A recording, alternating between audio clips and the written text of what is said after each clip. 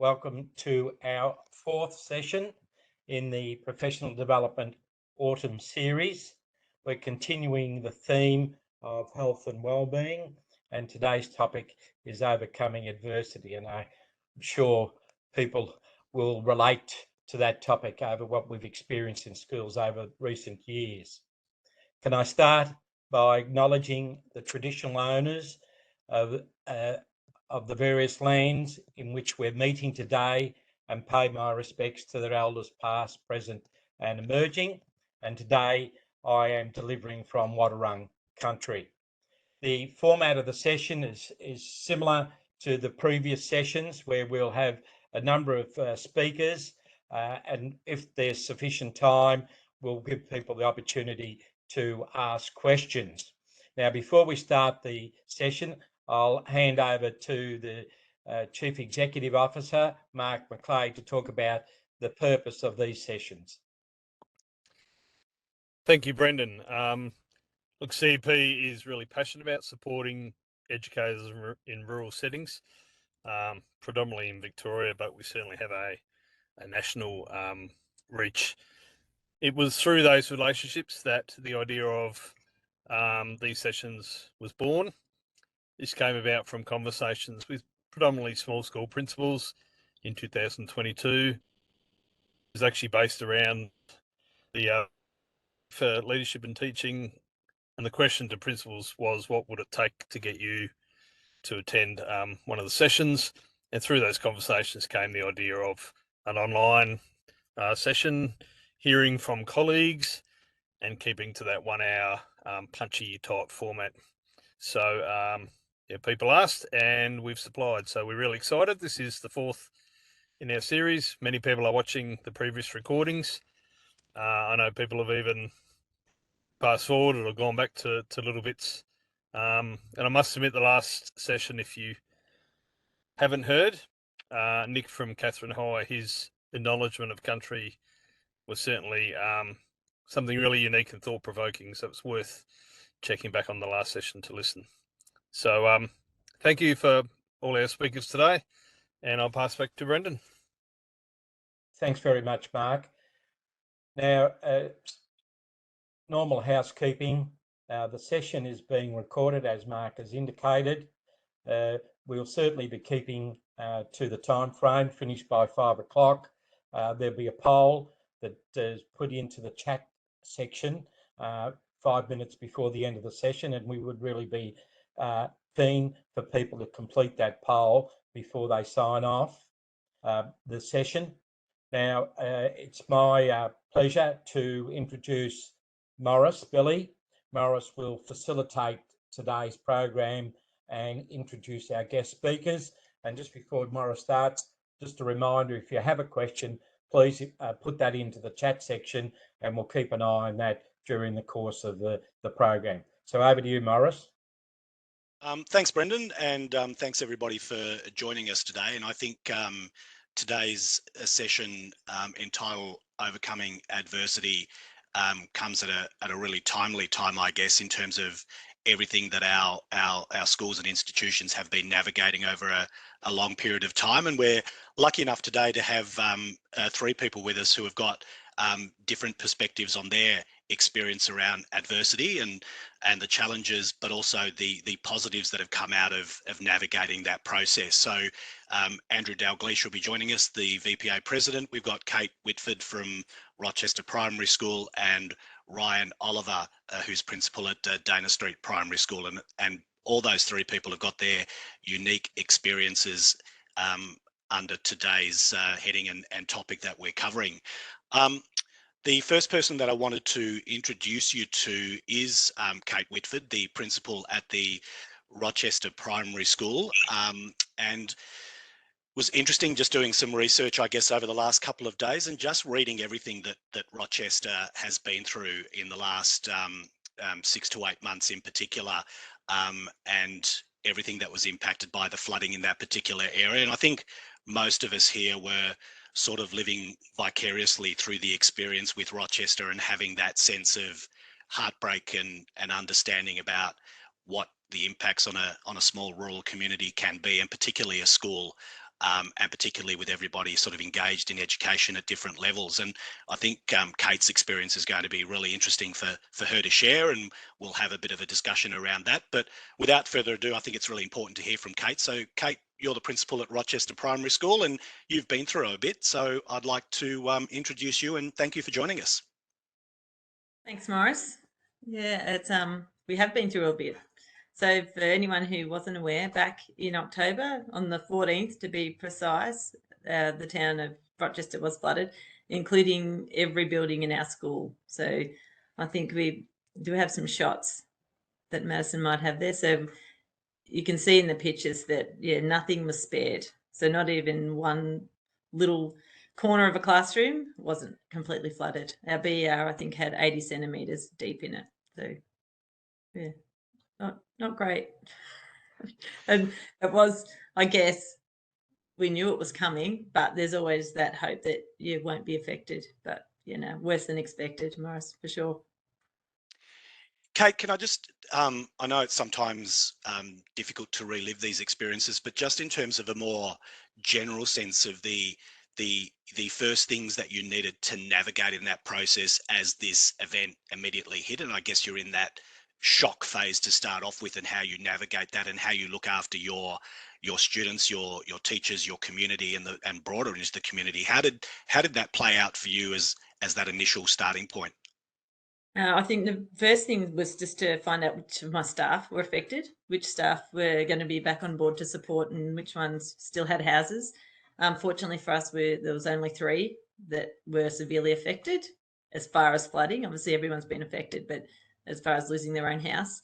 And then tracking where kids were, because kids were taken to Bendigo, they were shipped up to Echuca, they were with relatives, friends, they were really just all over the place. So it was probably the first week and a half was undoubtedly the most challenging. There's been more challenges since, but probably the most challenging.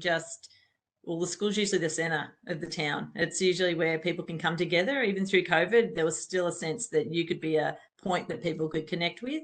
And when there wasn't a physical point, it was, challenging to track people. So once we did find where most people were, we were doing a lot of Facebooking to keep people in the loop and just keep communicating and giving people a sense of normal if we could. And we started off with just pulling together a few excursions. Like, staff were great. They just came in and we were meeting them at the bus depot in Rochester and taking kids out of the town so they weren't surrounded by it, and giving families a chance to just assess what was happening, and even just to have a cry without the kids there potentially. And then we went to Bendigo. We were shipped there. We were busing over there for 3 weeks. So, yeah, that was another challenge in itself. In the meantime, not being able to get into the school at all. So I was able to have a bit of a look at what was happening, but just because of everything being contaminated, staff weren't able to be in at all. So that was another bit of navigating. And just in terms of context, Kate, for those who don't know, can you tell us how big your community is and how big the school is? We've got last year we had 175 kids. So I'm pleased to report this year we've got 171. So we've maintained our enrolment. So that means people are still in the town or around the town, which is, that's nice to know, but under challenging circumstances. So the majority of the town have lost their houses. So if you drove through Rochester at the moment, it looks quite good as you're going from A to B, but if you stop to look, most houses are deserted, and if you come through at night, there's no one in the town.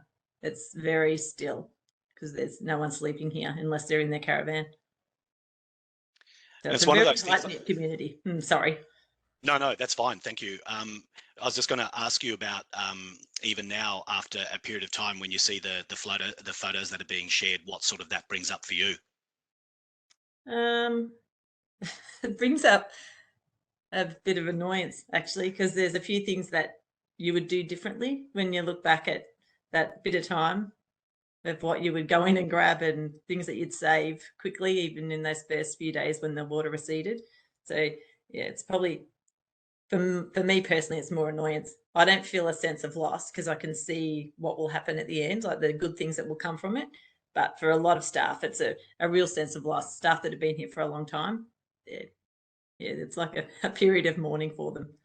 Yeah, and you haven't overcome adversity, but you're in that process of dealing with the adversity and I guess the learnings that you just alluded to. Can I ask you to just reflect on your kids and families for a moment, and your first thoughts about how it impacted them, and how as a community they coped, and how central the school was to that? Yeah, I think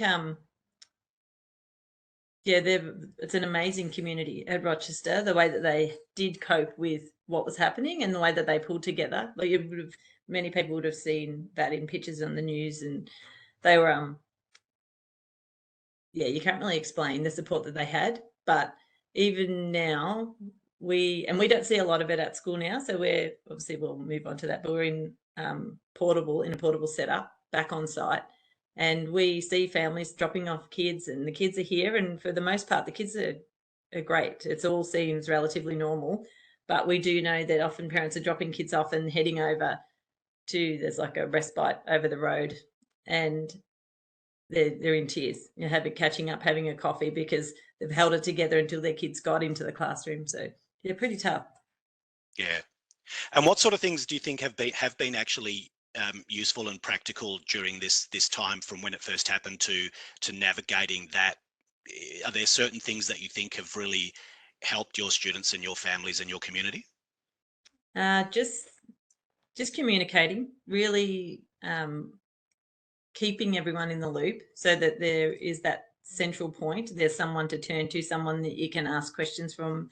They know what's happening. So always giving them something to look forward to. So I think for a while there, and even now, there's that sense of, for some families, is there a future? What's going to happen? Because their house is still not looking much different to it did in the days after. So it's just giving people a bit of hope, communicating, trying to make their life a little bit easier, I guess. And how did you find having to navigate things like external services and stuff? I was reading some stuff about accessing some counselling and support for the kids and for the families and stuff, and that actually, as much as it's out of your hands, became a bit of a challenge, because services are stretched to the limit, and it is difficult sometimes to get in, even though that's what you'd encourage people to do. How did you find navigating that process? Getting services for the staff. I organised the EAP, which is a counselling for teachers, and we had them come in, and usually it's a phone call, but we had them come in and visit us while we're at Bendigo, and I filtered every staff member through, regardless of whether they were feeling like they needed it or not. Because as we know, lots of people think they're doing okay, but we wanted to show that everyone needs to have this opportunity to talk and see that if they're okay, I guess, and get that support. And just an example, one of our male teachers is very much a man's man, if you can say that, and he was saying no, he didn't think he needed to go in to the counselling, but I was very aware that he didn't lose his house, but has a brother and a sister that did, neighbours that did, and spent those first few weeks going from house to house, pulling out carpet and supporting community. So even if you weren't directly affected, everyone in the town's been affected pretty much. So just trying to put those sorts of things in place and trying to take the pressure off people. So we had a lady come in to talk to teachers about being trauma informed, so understanding what the kids would be feeling and how they'll navigate it, and having Rob Gordon, who's the psychologist, whose expertise is with disasters, coming up to let staff know, you can take the pressure off. Don't need to go through every part of the curriculum. You need to give kids and yourselves a chance to recover. It's not just give them a safe space, look after them. They just need to be happy. So just sort of getting some of those things in place, I guess, so that people were, not feeling the pressure and feeling supported. What about, I know this is probably a tough question. What about for you, Kate? The buck sort of stops with you as the principal of the primary school, where you've got to have that collective looking out for everybody in your school community. What about for yourself, and did you find anything was really practical and useful for you as the leader in that process? I'm usually a glass half full sort of person, so nothing usually phases me too much, Morris. But I did make sure that I was finding that time to just try and switch off from it, and not feel the guilt, because I don't live in Rochester. So if you drove 2Ks out of Rochester, there was no sign of floods. Like, it was a different world. So not feeling that guilt as I drove back to the house that I was living in. Yeah, just making sure that it's important that I went back and enjoyed the life that I had. So it was keeping it separate, so you could be the best version for everyone back here at school. And I think keeping in mind not to presume each day what people were feeling and going through. Like, I think usually in the school, you presume people are here and they're going to do their job and they're all travelling okay, apart from the odd person who might have a personal issue. But I think learning not to presume that they were going to come in and be okay that day, I think, is probably my biggest takeaway from it. And to change my approach to it. Often, as principals would know, there might be a staff who's snapping at people, and rather than going in and talking to them and pulling them up on it, just seeking to understand what's actually happening in your work. Do you need a bit of time? And giving people extra time just to do the everyday jobs, because everything is weighing so heavily on them. I think even just the portables that we're in at the moment, it's just the little thing could tip them over. Not finding a stapler that day could be the thing that tips them. So just being ready to, I guess, support and catch those people. But yeah, like I said, for myself, now I consider myself pretty lucky. I can see the good things that will come out of it at the end. And some of those ongoing challenges, I guess, in terms of navigating them, that are sort of indirectly, I guess, impacts your kids and families, or maybe more the families. There's obviously still people who are in accommodation or situations where they don't have stable housing and they're living and not quite sure what work is being done and when they can get back in. And then there's all the dealing with insurance companies and also supporting their kids and stuff. I guess that you see that sort of playing out in your school, but in very different ways and sometimes in very subtle ways. Yeah.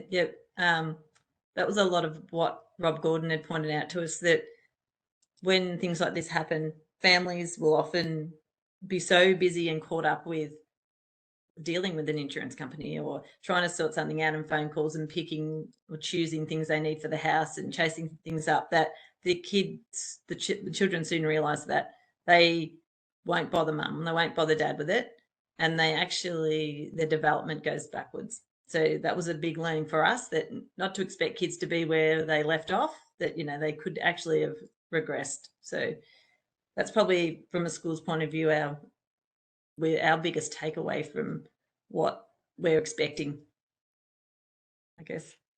And I notice just in looking at some of your stuff, there's some really beautiful positives there. I think I'm not sure which way it worked, whether perhaps the North Melbourne Footy Club reached out to you or someone made that connection for you and they had spent some time with the kids and that sort of thing. So there's those sorts of things that I guess when people reach out and offer that sort of support. Yeah, it's been amazing, the number of people that have called in or made a phone call to donate things, or ask us what do we want, what do we need, is just amazing. One of the shots that you can see there where the kids are there with a trailer, that's from a grade 4 girl down in Altona in the primary school, decided that she wanted to do something and ran a book drive.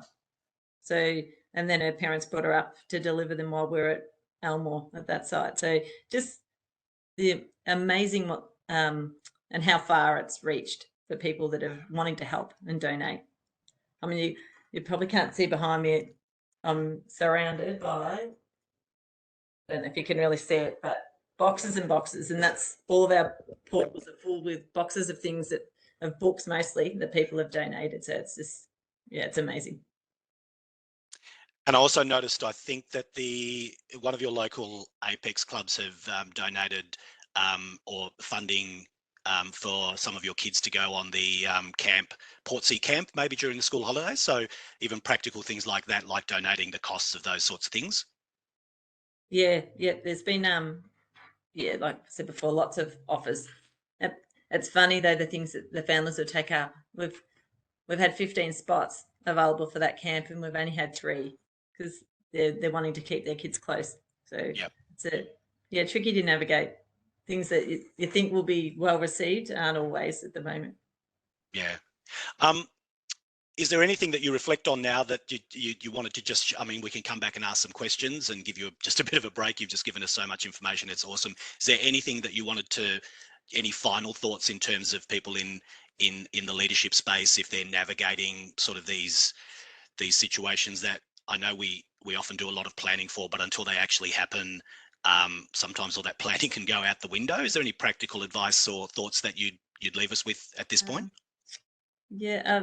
Probably I think just keeping it simple, trying to keep everything simple for everybody, not trying to ramp things up too much, just try to break it all down so they can actually see there is a path that they can follow. I think in terms of the flood, asking a few more questions, because there was things that we could have possibly done in terms of our buildings and what was in there. We have no idea up until last Tuesday what was actually boxed up and saved and what wasn't. As I said earlier, staff weren't able to get into the buildings. So looking back, and it was because things would have been contaminated, but realizing now we could have all suited up and we could have potentially gone in, if you know about those things, to actually really argue the point that, no, hang on, we want to get in there and at least box some of the stuff or get our personal items out of the buildings. But yeah, that's probably one thing I would just question if you're not sure, but at the time you just go along with, this is how it is, because we don't all go around experiencing floods in this sort of situation all the time. So yeah, just asking more questions, I guess. Thank you for sharing that, and always very conscious that this isn't over for you. There's process in place, and you're still navigating a lot of the some of the stuff that happened, and some of that that trauma that you're talking about still impacts people in different ways and different times. So it's mindful to know that people might still be impacted and affected, and what you've said today I think is really useful and helpful in that space. So thank you for sharing that very personal story and journey. We'll come back. We might have a few minutes to have some more questions. We'll give you a break now. So thank you so much. And again, if anyone's got any questions, you can pop them in the chat, or we'll come back to that a little later on. But I might hand over to someone who's who's very comfortable with sharing his story and talking about overcoming adversity. And Andrew Dalgleish, I'll hand over to you now to share your thoughts. Thanks a lot, Morris. And to be honest, Kate, I'm absolutely in awe of the work that you're doing up there. I got my first taste of floods in Rochester back during the BER days, and saw the damage that occurred there. And my uncle is actually in charge of aged care up there, and just the devastation that he had to manage as well. But the ongoing impact on your community it's significant. So good work to you and your staff team and the community. It's incredible how it can bring people together, but you've just got to be able to support them every step of the way. Morris, look, thanks. Mine's coming from a very different perspective, and it's working through a significant building works program and the challenges that come around it, and we talk overcoming adversity and the stages of that. I'll try to take you rapidly through a chronological order over about 5 years from when I landed at Montpelier Primary School the second day there. I got a phone call from the Premier's office saying, coming down for an announcement, major announcement. I automatically went into overexcited mode and was visioning, $20 million, but no figures were provided at that stage. My journey to Montpelier has come via rural and regional Victoria, and Montpelier is in Hyde and Geelong. It's what I would call a school that has kids from sensational backgrounds. I think their SFO is now about 0.16. So you get a bit of an insight of what their background was. However, the school, old LTC, cobbled together bits and pieces. Nothing had really been done for 50 years. The principals before me had maintained it extremely well, regularly painted, regular carpet replacements and so on. So I've walked into a school where I knew one of the assistant principals that I met at the interview, another one that I met on a tour, and the business manager I met at the interview as well. So I knew nobody. And here I come with a major announcement. I did know the previous two principals, one through my VPA connections, and another one from about 20 years earlier through Victorian Primary School Sport Association connections. And Bill McCann being that person, and very, very well known around Geelong, and I've known Bill for quite a while. Bit more background, the BER program had delivered a full gymnasium template, but again, as I mentioned, wonderful mix of LTCs, spaces cobbled together, Bristol portables of all different ages all over the place. Small school site, just under 2 hectares with 450 children and growing. I think it got to 650 before I left. First thing when I got the call, contacted the school council president to let him know what was going on. And then I actually rang the two principals and arranged a meeting with them because I actually wanted their feedback around their thoughts, because as every principal has done, you've wandered around your school and gone, what if I get the opportunity to redevelop and rebuild this school? So I wanted their views, their visions and so on, because they knew the site, they knew the school, they understood all of the issues that it may face as well. So I spent time with both of them to get some feedback from them. I then briefed school leadership staff and the whole school, because for me, every step was going to be about communications, front loading, answering questions, but constantly letting the community, the staff, the students know what was going on. School had been lobbying for a long time for significant updates at local level. They had $1.4 million in the bank, which they'd put aside over 30 years for just this opportunity. Previous Prin had built art rooms and all of these sorts of things, and gone from there. Now, as I mentioned, the background of the school, 0.16, many of our children headed into the independent school system or Belmont High School, highly regarded school, but Geelong has a private school view, especially with secondary schools. So my community were expecting, and in fact demanding, high outcomes for their kids and opportunities from there. The opportunity of a new school certainly was going to step up, or their view was going to step up into what that may look like. Similar local politics, local member was trying to remain in power. It was a Liberal seat at that stage, but he lost his seat at the next election, and the Premier at that stage was Dennis Napthine. So again, in there for a short period of time. So 3 days later, along comes the Premier and his entourage. They announced 4.8 million. Lesson number one from Andrew was manage expectations of yourself before anyone else. Effectively what it was, condition assessment funds, and there was approximately $800,000 additional. So it certainly wasn't at that stage going to be a total rebuild. But from there, worked through and started to plan. Now, my background, I'd actually been fortunate to have spent 3 years in the department's infrastructure division at that stage as a stakeholder manager during the BER program.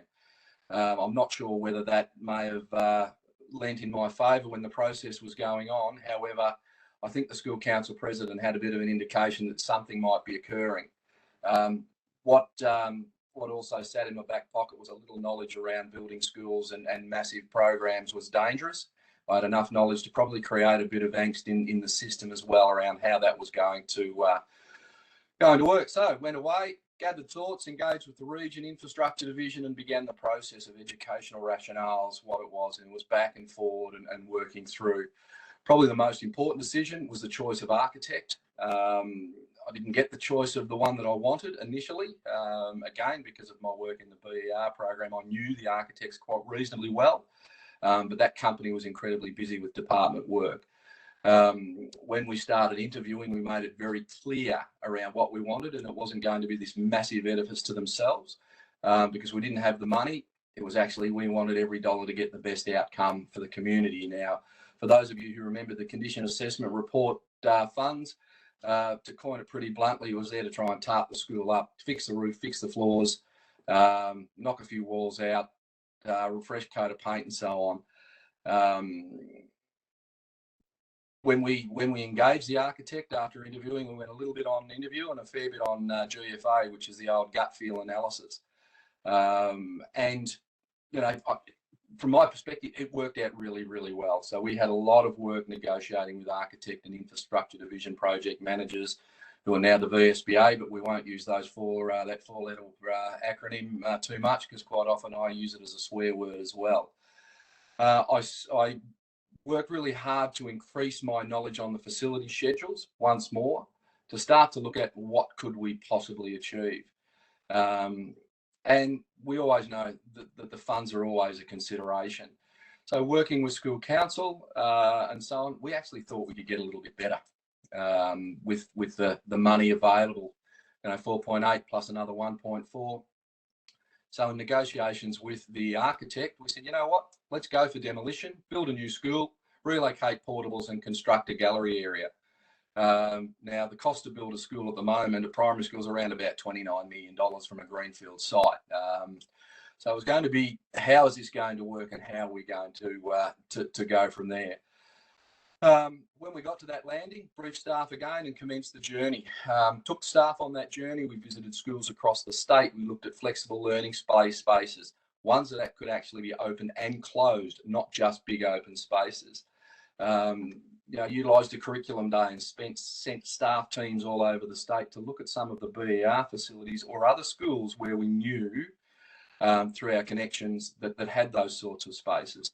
They came back and we worked then for another probably 6 months around what do we believe, want and need for teaching and learning in our school environment that would meet the expectations of our community, traditionally fairly conservative, our views on teaching and learning, but be a space that would hold the length of time that we wanted it to be there. We started considering planning spaces, staff rooms, travel space, flow, inside, outside, playgrounds, location on the school site, what was best for the community to access and leave the school area.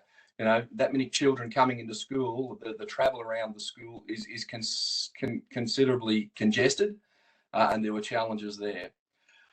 We also made a decision that the business manager and I would lead that work through conversation with staff. My two APs would take over daily operations where required, and that became critical because we could both insert ourselves into the work and work alongside each other. So Jill was happy to go to meetings if I couldn't get there and vice versa, but we made that this was going to be our work. Car parking considerations, no parking on site in this school. You had to park around the school community, which inevitably upsets the neighbours. So we had to look at all of those sorts of things. We consulted with parents. We landed on 2 stories, which became a real challenge with the department because at that stage, multi-storey schools weren't popular. We had a small site, we had a large number of kids, and we wanted to maximise playground space as well. Worked a design and master plan, and in line with the facilities schedule, we were eligible for 16 permanent classrooms. We just didn't have that. Whilst the master plan budget wasn't included, we went ahead and did it anyway. So we ended up scoping up 16 classrooms and science rooms. Surprisingly, at that stage, not eligible for it in a primary school, so we just called it a classroom and then designed it up as a science space or a STEM space. Library, art room, admin offices, admin storage, access to offices, school classrooms. There was security. There were meeting rooms for staff. A fairly large staff room. I'm going to do with a staff of about 60 at the end. Internal toilets, we actually had never had those. Surprise, surprise, upstairs, downstairs, staff toilets, decisions around male or female, are they going to be gender neutral, and storage spaces. So one of those lessons that kept coming back again was the relationships were critical with every stakeholder, and it was that communicate some more. We then had to start working around timelines and demolition requirements and what that would mean to our school, as we had to have 450 students on a site and growing. We were aware of asbestos issues. Staging was critical. We had to be aware of latent conditions, and again, the old contingency fund and what had to be sitting in the background, and also making sure that staff knew what to expect. If we're demolishing a school, will we have the funds to be able to bring in additional relocatable classrooms, or have we got to use the spaces that we will still have available? We made the decision no extra portables because we couldn't afford it. So that became a bit of I won't say a battleground, but really working with staff around what that would mean and how we could meet their needs. We had a large multi-purpose room, which we ended up with 3-4 grade 6 classes in it. It was loud, noisy and messy, but it worked. However, once we finally got in the new buildings, the staff closed their doors and they just enjoyed silence for a while. So we knew that they were on edge. we had to work separate packages in around pre-construction, demolition packages, decanting before demolition. We ended up with our admin office being the old art room, and my office was an old storeroom with a kiln stuck in the back corner as well.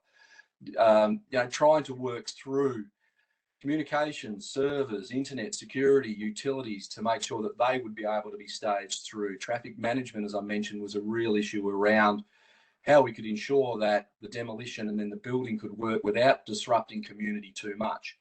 I come back again to relationships as lesson 4 almost, gathered some of my IT expert kids and said, how are we going to share this with our community? We set up a time-lapse camera across the road. Those kids would come together once a month, pull those time-lapse in, put a report out to the community and post it out. So they were engaged in that and sharing that every step of the way from demolition to move in. Probably crisis time first was asbestos management. We knew we had asbestos in eaves. We knew we had it in the walls. We planned around that, but I won't say stupidly raised, what about underneath the school? Because we were up on stumps. My father-in-law was an old public works carpenter, and I knew that they used to use the asbestos sheeting to pack the stumps. Sure enough, around those stumps were asbestos fibres everywhere. So we had to work with the industrial hygienists and the department. How would we do this and include it in the cost? So we actually had approval to do something different in demolition. We started by ripping off, they took out all of the eaves that they could under the appropriate conditions. And then we started ripping off the roof, the walls, the floor. They got in and then vacuumed out and cleaned out the asbestos around each of the stumps, which saved hundreds of thousands of dollars in the end. And whilst we were trying to do much of this during school holidays, which we did, some of the demolition occurred on site. Crisis number 2 came along. I wandered around to the demo site one day and there was a couple of guys sitting in an ETU ute, Electrical Trades Union. They were jumping up and down around wanting to stop work. There was asbestos on site and the papers were called and the media were called and so on. So I went and had a conversation with the site manager. I said, down tools, let's run from there. So we managed that, but we also found out that in and underneath it, there was a whole lot going on in the background, and they were pushing into the media and the newspapers around arguments with WorkSafe. Okay, back onto it. By the time we went through, got tenders and everything else, we managed to get one tender in that met our prices, surprisingly, and I think there are a few tiers, myself included, around being able to achieve it. Then came the real work. And that meant having to have an incredibly strong relationship with our site manager. That was probably the most critical relationship. Met with him regularly, formally, informally, ensured clarity of site access for myself, my business manager, made sure we could review tender documents regularly, keep it up to speed. He would let us know if there are any decisions that need to be made around requests for information and budget management. And again, linking in, getting staff on site when they could, as we started to get to lock up. All along the way, staff were involved in colours, furniture, infrastructure, digital panels, all of those sorts of things, and then decanting in and out. Multiple stages of relocatables, further demolition, moving in, and we finally got access to the new building. Massive celebration with staff, massive celebration with community. Next stage was relocation of portables and gallery. Again, a large piece of work. And the grounds work, which didn't happen immediately during the budget constraints, was the final stage of that. And that didn't occur until probably 4 years after we'd finished the major building. One of the big ones for us was continuing to manage staff morale and lead others, because staff watch you. They watch your body language, they watch your language, and it impacts on them and it impacts on their teaching. It's the changes to routine, and it's being out and about as much as possible and listening and observing deeply, acknowledging the work that they're doing, acknowledging the efforts that are occurring, but also allowing them to express themselves when they're frustrated and manage that as well. Andrew, can I just cut in there? Because I think we just need to be mindful of time, and I'm aware that what you're touching on in terms of the morale and stuff of staff is an underlying theme across all the 3 speakers. And I think if we've just got a few minutes at the end, we can sort of have that conversation more broadly. Beautiful. But you've taken us on a journey that the only thing I walked away from is that I would never want to be a principal having to navigate that.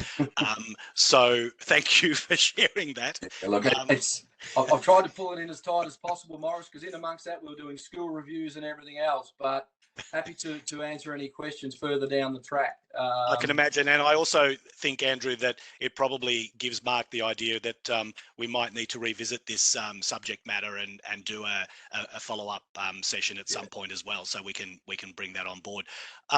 And we hopefully we will have just a couple of minutes to expand if anyone's got any questions of that. But I didn't want to have to cut Ryan Oliver short either. I wanted to make sure that we've got plenty of time for Ryan to share his experience in overcoming adversity. And yeah, it's another one that I think is really worth listening to. So Ryan, welcome. It's lovely to have you on board, and yeah, take it away. Thanks, Morris. Thanks, Morris. Over the last couple of years, I actually managed a very small $500,000 capital works project, and I feel really insignificant after hearing Andrew's story, because that was fascinating. I don't know how you managed to get yourself, let alone a staff and a community, through that, Andrew. So well done. Thanks for sharing. And to you too, Kate. Thanks for sharing your story. On back in 2011, I was working at Carisbrook Primary School, and that school was flooded at the time too. So I certainly can empathise. I wasn't the principal at that time. But I can certainly empathise with the effect that it has on community. So well done on your leadership. Look, team, I'm at Dana Street Primary School here, but I'm going to talk to you about an experience that has nothing to do with Dana Street. I've been lucky enough to move across here since the middle of last year. So the experience I'm going to talk to you about is at another school.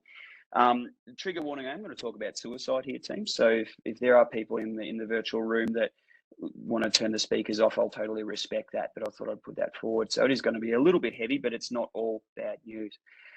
So you've probably inferred what's happened in my experience as a leader. You know, COVID was a challenging thing to lead a school community through for all school leaders, and I think collectively, you know, Victoria as a state did a fantastic job, especially in the public space, leading community through that.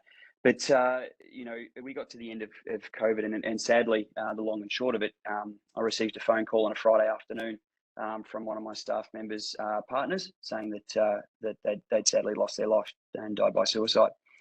So I'm going to talk everybody through this story and how it all sort of unfolded. And obviously, you could understand there was quite a significant body of work that went through keeping, you know, staff morale at a level that was I would consider probably around survivability rather than an optimum, leading students in a community through something like that, but also how I sort of managed myself through that as well, because it was quite a heavy time. I'm not going to name the school just for reasons. The person who did die by suicide, his partner has given me, you know, full permission to talk widely and freely about the situation, because she doesn't want anybody to ever have to deal with what she continues to deal with. But at the same time, out of respect for the community that I no longer serve, I'll just keep that one private if you don't mind. So essentially, on that fabled Friday afternoon, I'd received the phone call from this person's wife, and my first reaction was just a bit of disbelief, and I didn't really know what to do. So what did I do? I called my own wife and said, I'm going to be a bit of a mess tonight, just so you know. I don't know what I'm going to do, but thankfully I've got a very loving and supporting wife. So she was quite pivotal to my ability to get through all of this. When you're dealing with suicide in itself, there's a lot of permissions and a lot of investigations and a lot of legal the sort of frameworks around how you have to respond. And I knew none of this by heading into this situation. But the first thing I was told was you're not allowed to tell anybody, because at that time I hadn't had permission from anybody whether I could talk about it. So over the course of the weekend, the only thing that I could do was go out and visit the family, and you know, take some refreshments, tea and coffee and stuff like that, out to have a discussion with them and spend a few hours at their lovely home, and sort of talk about, you know, what the process was for me forthwith. I made the decision at the time not to bring staff together on a weekend, because I didn't feel that it would be appropriate for me to have that discussion with them, nor did I feel it was appropriate to me to hit them with that on the first thing Monday morning, then expect them to go off and teach. So luckily enough, the news of that particular tragedy it had gotten to two staff members over the course of that weekend. but this particular person had lived in a town a distance from the school. So luckily, I guess fortuitously at the time, it hadn't spread out. So I was able to get through that first Monday with keeping that a secret. So the first thing we had to do was inform staff of the tragedy around that particular situation. So obviously if anybody who's been through stages of grief before, you know that people react to news like that fairly differently. And I'll talk to you about the school a little bit. The school is an incredible school still to this day. It remains one of the highlights of my career. I feel very honoured to have served that wonderful school. Very proud school, and a wonderful staff who were just incredible, and an incredibly supportive school council. So you can understand the news came as a real shock, and it was it drove a dagger into the hearts and minds of a lot of our staff during that afternoon. In terms of my leadership capacity, I was really lucky that on that particular Monday, I had the CEO of Headspace, Kirsten Douglas's email address from a previous professional development session that I'd been to. So I sent her an email that morning and said, I might need your help. 3 minutes later, I had her mobile phone number, and 5 minutes later, I was on a phone call with her. And 20 minutes later, we were in a Zoom meeting with people from BU and Standby Victoria. And by the end of that day, I was given not only the supports that I needed, but the reassurance that what we were doing in that space was the correct thing to do. So, the communication was really key. We found, obviously, post tragedy, in that it's not just what had happened, but what to say. There was a lot of conjecture around whether you should tell the students whether it was a suicide or not. In the event, in that time, that the family was still grieving, so we decided, through consultation with Kristen, that we wouldn't disclose the reasons why. So, after informing staff of what happened, the very next day, I went around to every one of the classrooms and just sort of said that, yep, unfortunately, this person has died. And the language around death and things like that was something I'd never really considered as deeply as I had before, but it was all scripted for me, which was an incredible support, because I wanted to use, things like somebody had gone to sleep and didn't wake up or passed away. But it's quite a confusing bit of language for children, because if you say to a child that, somebody passed away and didn't wake up, they're likely to go home and have nightmares about not waking up. So I'd never considered that before. So it was a real learning experience for me there. So supporting the community, the kids through that knowledge, and it was, it was quite a heavy day. But the question around, how do you keep staff morale through something, or how do you maintain people through that? It's what we found, what I found, is that there's a number of supports available to myself and to our staff that we could put in place that allowed them to sort of begin that grieving process. So the first thing was that, it was very difficult in regional areas to get our SSS support to school, and sort of principals in the room will know that. But in a situation like this, I was really fortunate to have had two of our SSS psychologists visit the school, and we're able to employ staff to release our teachers, and to go and visit them and have some counselling straight up within that first week. So I think that was, again, as Kate said in her presentation, whether the staff members believe they needed it or not, everybody, including myself, was able to have access to some initial sort of, I guess, debriefing and stuff like that with some trained people in a confidential place. That was really, really important. So that happened over the course of the first week. And then moving forward, we linked a number of our staff that were struggling with the news with the department's EAP. So for some long-term counselling, we also were lucky to have some community-based psychological support that we're able to tap into for staff, as well as things like I know it seems tokenistic at the time, but some morning tea, or sharing some food with somebody, or just offering to take somebody's class or something like that was incredibly, I feel, reflecting on it now, was incredibly important to a few people, just to be present and showing that you care and showing that you're there for them. Standby Victoria is another great resource we tapped into. So they actually facilitated a debrief session for our staff. So I decided as a staff, what we wanted to do was each staff member wrote down our favourite memories of this particular person. And quite often, as you know, when it comes to the passing of people, in this nature, they're always the people that are really popular. They're always the people that everybody loves, and this was the case as well. So just within that space, we were able to reflect, a page each of our favourite memories of this person and collate it into a special sort of booklet, a memoirs booklet. And we presented the family with that during a commemorative tree planting, which we did on the side of the school with our school captains one day, which was part of that catharsis. And that was all helped through a Stand By Victoria, which is fantastic. They even shouted us afternoon tea during that session. So yeah, a lot of emotion, a lot of tears and things like that we're going through the school. And that sort of happened pretty much for the entirety of the fourth term during that particular year. So some other things that really helped, I think, we had an incredible school council. So, we turned up to school one morning and there was a coffee van that arrived on the school site. All coffees paid for staff, and that was shouted by our school council. They just did that. Even the private school in town had shouted us lunch one day, and just, they just off their own bats, they just said, send this over to your school. So there was an incredible community sort of wraparound of our people and trying to get them through that particular term. So that was really, really fantastic as well. So yeah, that's sort of the story, I guess, Morris, of that. And I'm sorry if that was a bit heavy, but you've got to be raw and honest with these things because we don't want to sugarcoat anything. But yeah, I felt that due to the serious nature of what we were dealing with, there was a lot of support available that I didn't realise. And, especially to Headspace and BU and Standby, they were absolutely fantastic in the support from everything, even to things to put in your newsletter or ways to speak to parents and things like that about the particular nature. There are sadly people who want to know the ins and outs of everything. And so there were scripts available to us to use in those situations, which was really great as well. Thank you, Ryan.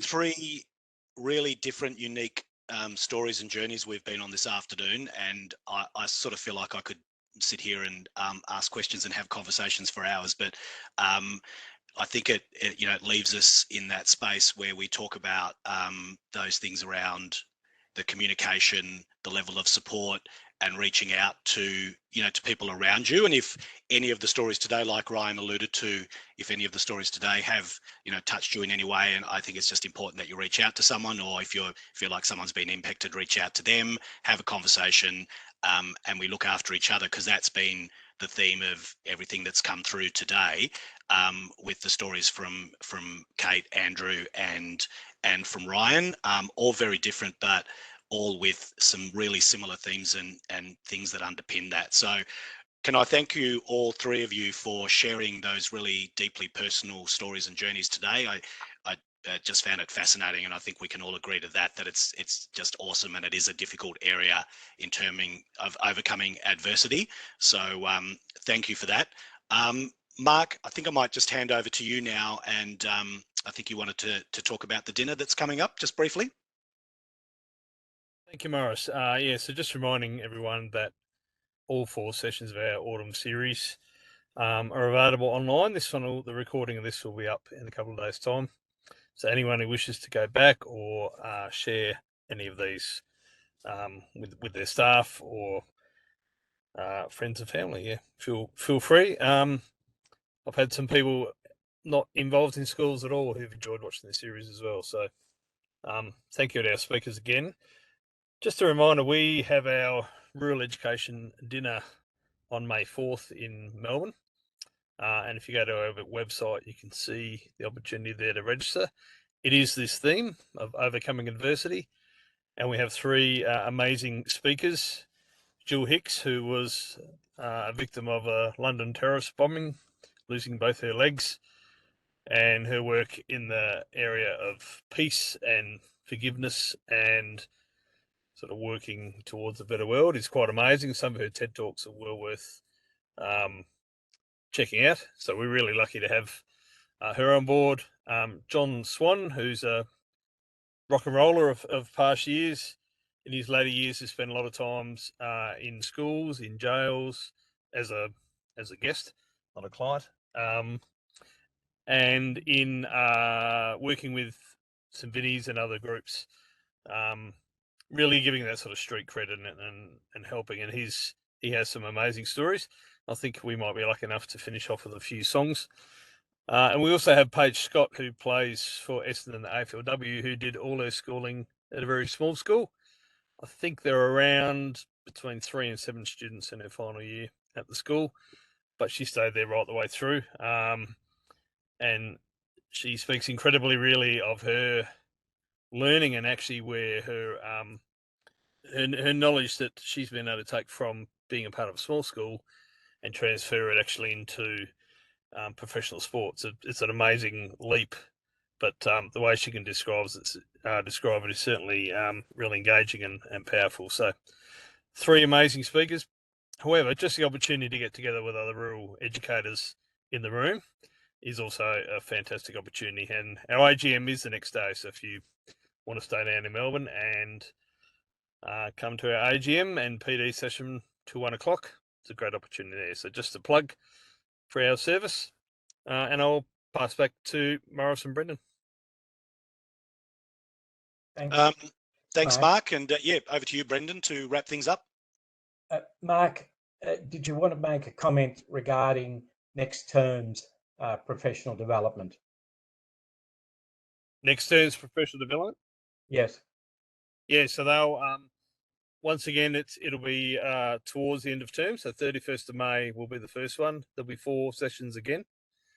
And I can confirm one session which is locked in, which is titled your first 100 days as a principal at AP. And we've lined up some brilliant speakers with that. So looking forward to that. And the other 3 topics we'll share, but it'll be Wednesdays again from 4 to 5, commencing on the 31st of May for 4 weeks. So we're really excited to bring you this same series next term, called the Winter Series of all things. Yes, and I think the theme is leadership. Yes, it will be. That's the plan, and the term 3's plan will be connecting communities. Okay, thanks, Mark. So, and I also thank our 3 speakers today for sharing their experiences, a range of different perspectives on adversity and the challenges that people face as principals of schools and working in our bureaucracy. The stories were quite wonderful. Thank you very much. And there's some very powerful messages there today.